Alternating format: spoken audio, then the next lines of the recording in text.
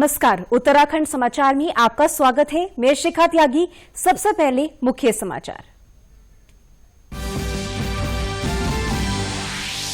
Doctor भक्त दर्शन उच्च शिक्षा गौरव पुरस्कार 2020 से सम्मानित हुए प्रदेश के 4 प्रोफेसर।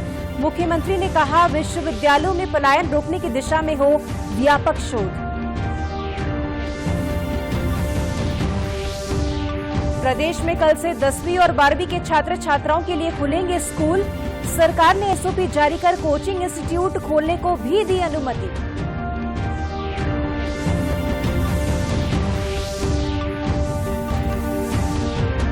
उच्च हिमालयी क्षेत्रों के बुग्यालों में हो रहा भू कटाव रोकने का प्रयास। रुद्रप्रयाग वन प्रभाग ने स्थानीय उत्पादों के उपयोग से तैयार की कार्य योजना।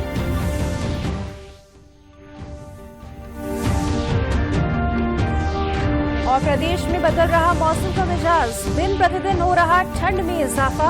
उत्तरकाशी, चमोली, रुद्रप्रयाग, पिथौरागढ़ और बागेश्वर में अधिक ऊंचाई वाले स्थानों पर हल्की बारिश की संभावना।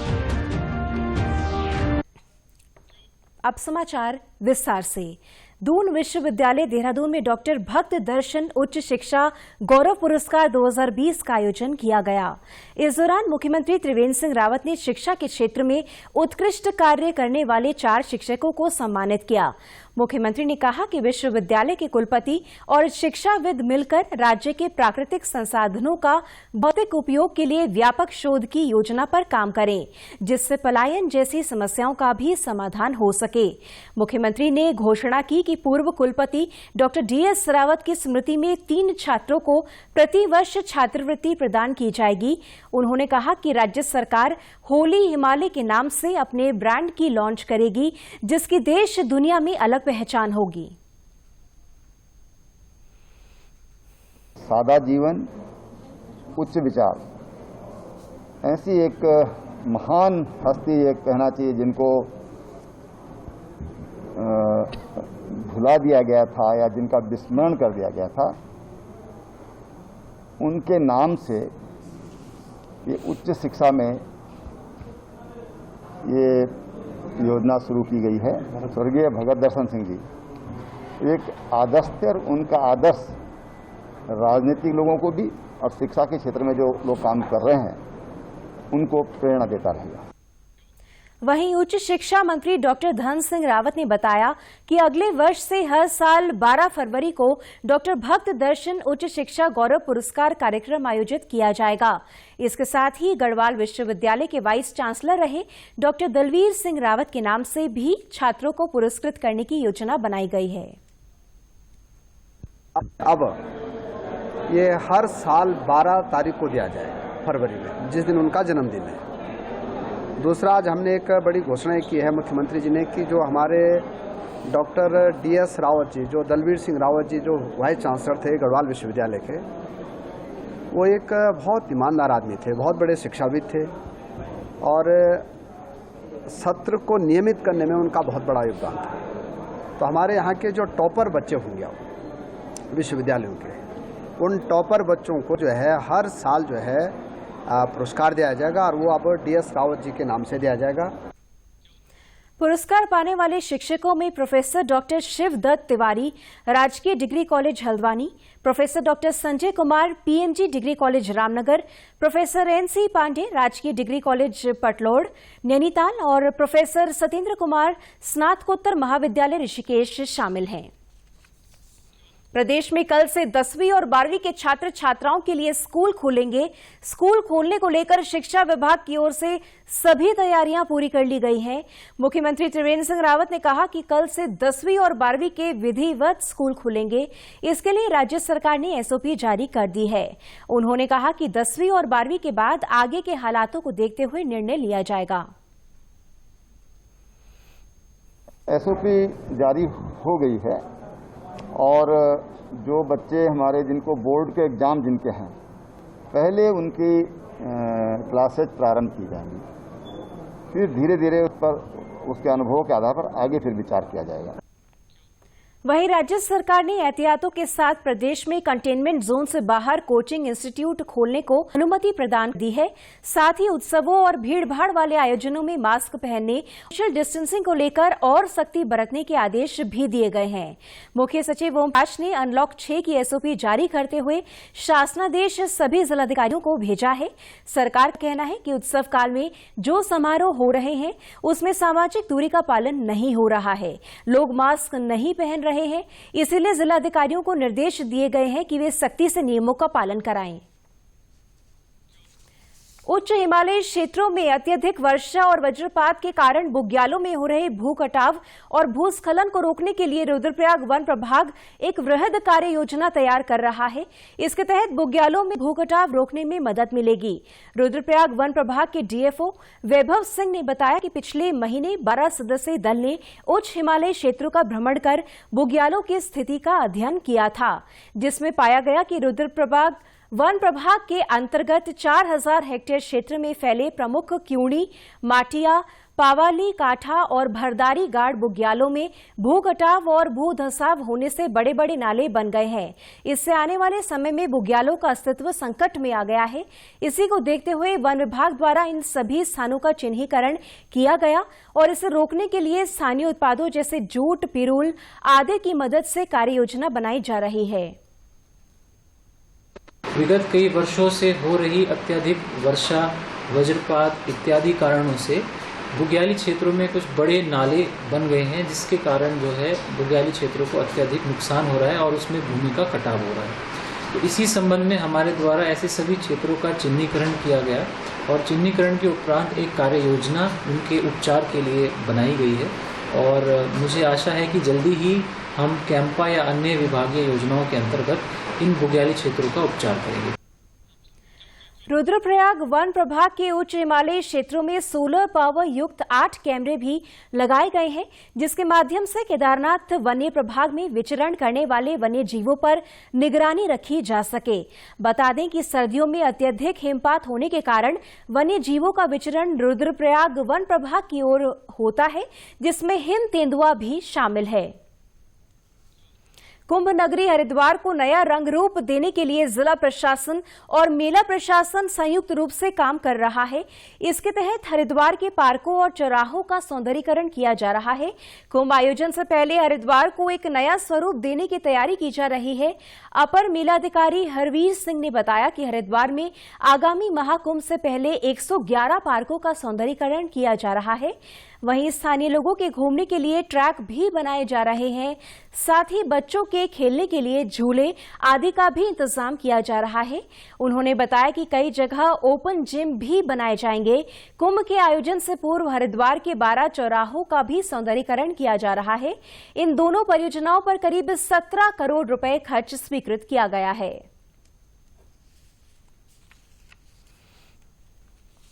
जिला प्रशासन और हमारा जो HRDA है वो लगातार कोशिश कर रहा है।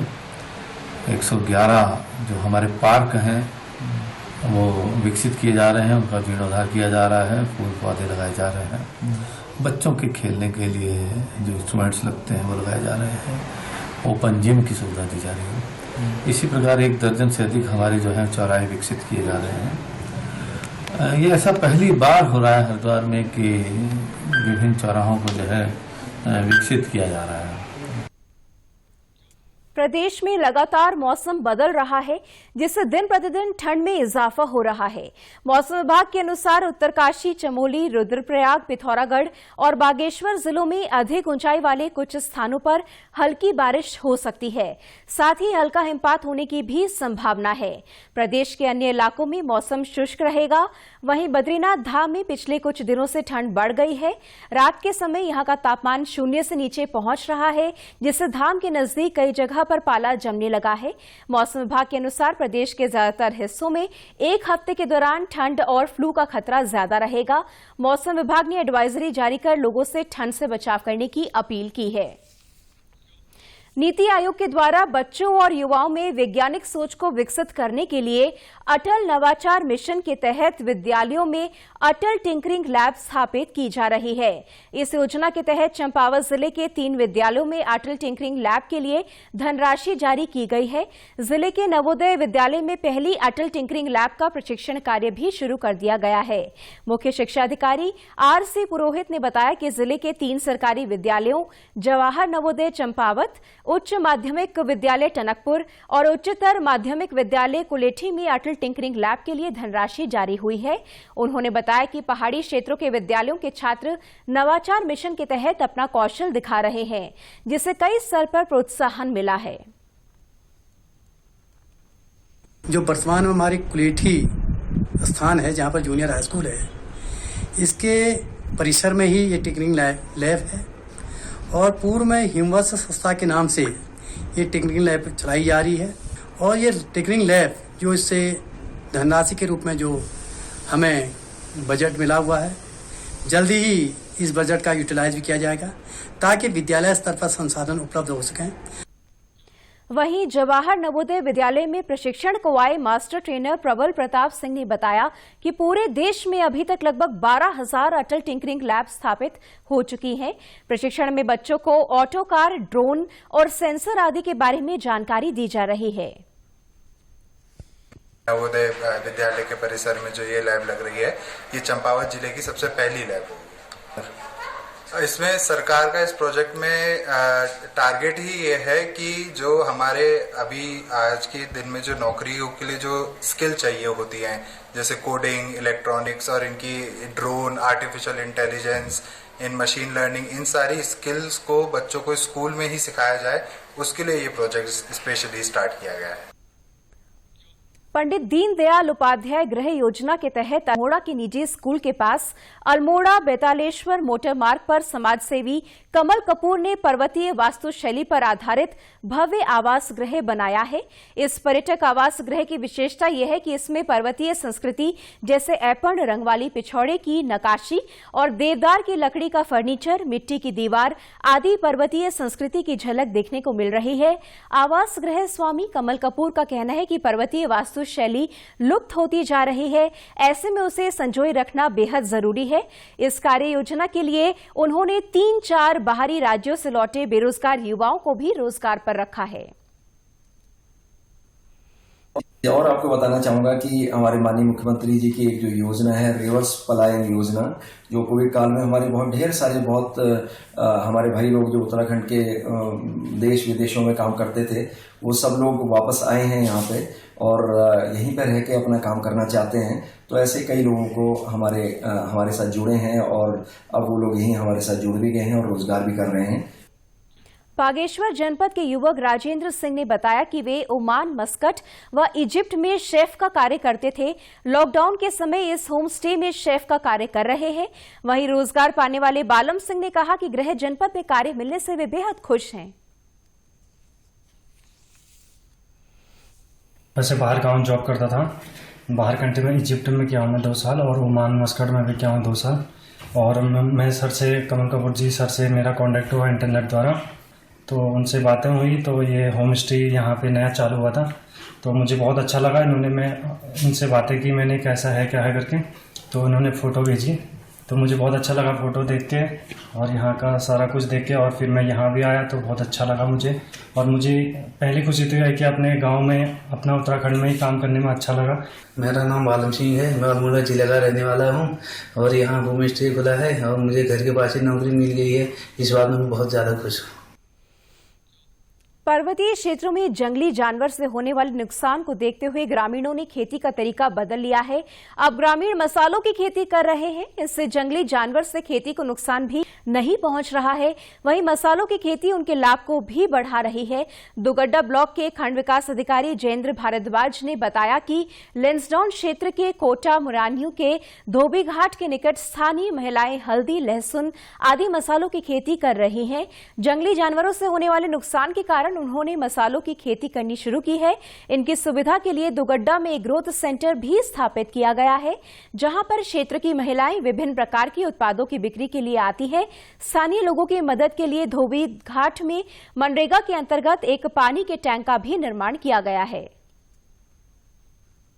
ग्रोथ सेंटर के निर्माण के तहत हमने हल्दी उत्पादन का ये बहुत अच्छा उपयुक्त क्षेत्र माना जाता है। इससे पहले इस क्षेत्र में जंगली सूअरों का और बंदरों का बड़ा आतंक रहता था और कोई भी फसल उत्पादन नहीं हो पाती थी, किंतु जब से हमने यहाँ हल्दी की खेती शुरू की और मसालों के लिए इसको चुना, तब से इस क्षेत्र में बहुत ही अच्छा उत्पादन हल्दी का हमें मिल रहा है और इसका विपणन हम सीधा अपने ग्रोथ सेंटर तक करते हैं और ग्रोथ सेंटर के माध्यम से इसको मार्केट तक पहुँचाते हैं। स्थानीय महिला मीनाक्षी देवी ने बताया कि वे एक समूह संगठन चलाती है जिसमें 35 से अधिक महिलाएं कार्यरत हैं। उन्होंने बताया कि अन्य फसलों की खेती करने पर जंगली जानवर हमारी फसल को नष्ट कर रहे थे, इसलिए फसल बचाने के साथ ही आमदनी बढ़ाने के उद्देश्य से मसालों की खेती करनी शुरू की। हमने सोचा कि हम महिलाएं कुछ जो 5 समूह हैं और ग्राम संगठन है, हम महिलाएं मिलके कुछ काम करें। तो हमने सोचा कि यहाँ पे हल्दी लगाए और यहाँ पे प्रधान जी ने मनरेगा से टैंक बनाए हैं। यहाँ पे बंजर खेत था और हमने यहाँ पे हल्दी का उत्पादन किया, क्योंकि यहाँ पे जंगली जानवर की परेशानी है और यहाँ और जानवर भी आते हैं और पशु भी आते हैं, तो हमने इस कारण यहाँ पे ना हल्दी लगाने का काम किया। हल्दी लगाने से जानवरों का आना कम हो गया है। उत्तराखंड की खबरों के लिए आप हमसे सोशल मीडिया के माध्यम से भी जुड़ सकते हैं।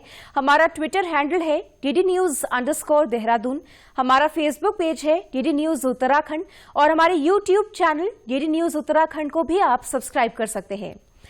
कोरोना संक्रमण से बचने के लिए मास्क का अनिवार्य रूप से और सही ढंग से प्रयोग करें, साथ ही सामाजिक दूरी का ख्याल रखें, नियमित रूप से हाथ धोएं और याद रखें, कोरोना को हराना है, मास्क जरूर लगाना है।